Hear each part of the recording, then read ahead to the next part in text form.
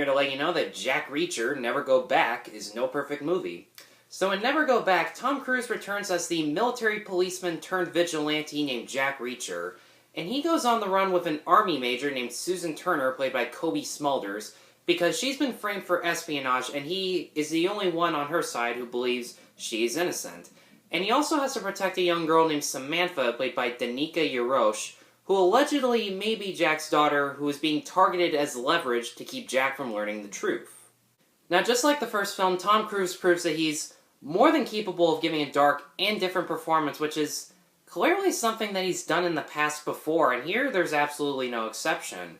When he sees Samantha practicing self-defense and he openly says, "Well, you're as good as dead with those moves," he's not saying that because he wants to put her down, but because the world is uncompromising and that you need to know the hard truth in order to try harder.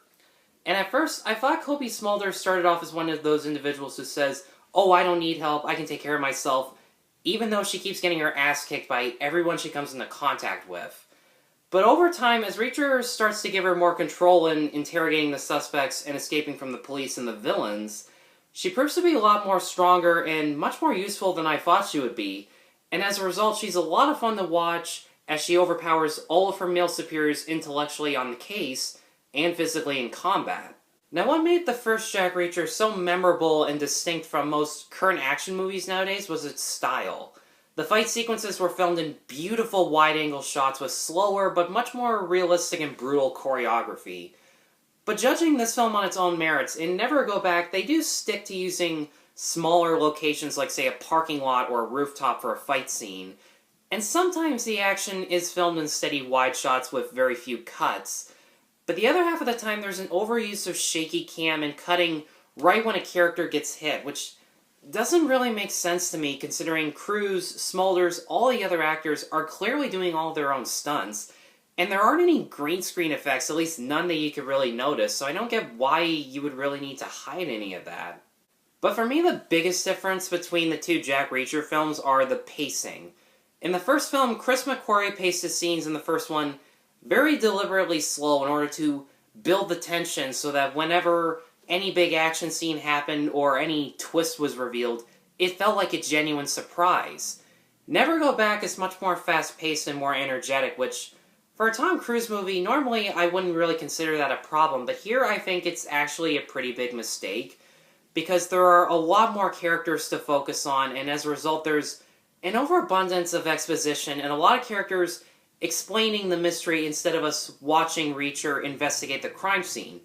You do get a couple times where he looks at a scene and you get a black and white flashback of what he thinks happens, but you rarely see that in the movie. It's mostly just told through dialogue. Now, to be fair, there is a well-built family type of relationship between Reacher, Turner, and Samantha where they do talk and behave as if two parents and a child normally would. But I felt like that subplot was given a lot more focus than the actual main mystery, and as a result, it had more attention than the villains did. Now, Patrick Husinger does try his absolute best to be this over-the-top but fun assassin who is being sent after Reacher, but they try to make his mission against Reacher seem a lot more personal, kind of like how in Jason Bourne, Vincent Cassel had this personal grudge against Bourne. But the big difference was, for me, in Jason Bourne, Cassel's vendetta against Bourne was actually given a lot of depth, and as a result, we really felt the stakes.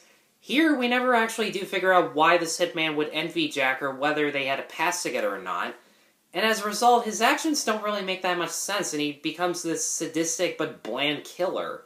And his superiors, played by Holt McCallany and Robert Knepper, are barely in this movie, and they never give a good impression, which you kind of need to, because they're the villains. They're the ones who are chasing down the heroes. They're moving the plot forward. You kind of need to give them at least some meat. And there's even story elements like how Reacher met Turner and why he even wants to help her in the first place that we never actually did figure out why. Even when you take the first film out of the equation, Jack Reacher Never Go Back is still watchable and kind of fun, but it's a little bit disappointing. Tom Cruise is on point as Reacher, and Smulders and Yarosh are each given moments to shine, and when the action scenes are filmed competently, they are a lot of fun to watch, but half the time, the fights aren't very well filmed, the story elements feel very rushed, and the villains are so bland and forgettable. And for that reason, I'm going to give Jack Reacher Never Go Back a 3 out of 5. Guys, thanks as always for watching. Be sure to like, subscribe, check out my other reviews at NoPerfectMovie.com. And once again, thank you all very much for watching. Take care.